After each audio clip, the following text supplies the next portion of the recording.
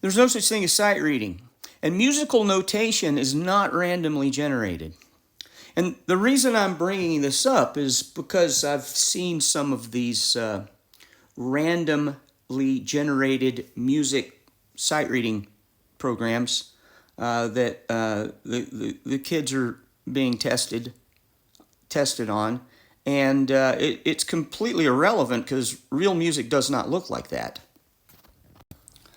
So the pitches in common practice period Western European music, which is what most of us are playing and studying, are not random. They're in context of existing scales and chords with existing spellings that can be identified by sight, by spelling, and by sound.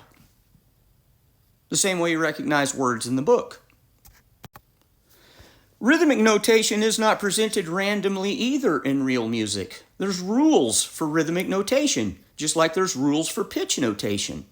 For example, if you're in 4/4 time, the eighth notes are going to be presented as two groups of 4/8 notes. You have 4/8 notes beamed together on 1 and 2, and 4/8 notes beamed together on 3 and 4, and there'll be a space in the middle of the bar. That's called the imaginary bar line, right? So it splits the bar in half, so you get a 2 and a 2, right? That's easier for your brain to process. If you're in 6/8 time, those eighth notes are going to be grouped in two groups of 3 beamed together, so you get the same imaginary bar line. You can't just write it any way you want to. It won't be recognizable to people.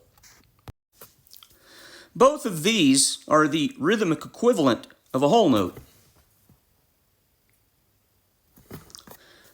There's probably an infinite number of ways to notate a whole note, except that doesn't matter, right? Because almost 100% of the time, it's going to be written like the top one, and it's never going to be written like the bottom one.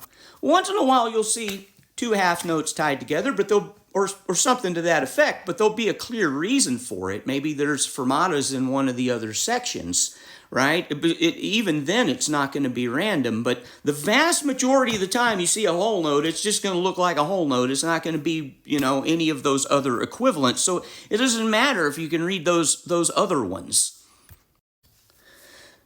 Testing your ability to read music based on randomly generated pitches and rhythms would be like testing your ability to read literature using randomly generated letters and punctuation. Here, read this.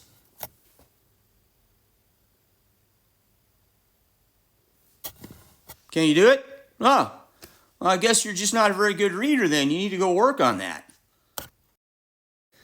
Now, some of these programs may be good, but the ones I've seen, music just doesn't look like that. I saw one the other day, and the key signature showed that it was in key of E flat, but then it had a bunch of A sharps and G sharps in there instead of B flats and A flats, and the beams were all in the wrong places, and there was random 16th notes stuck in the middle of the bar, which you'd never see.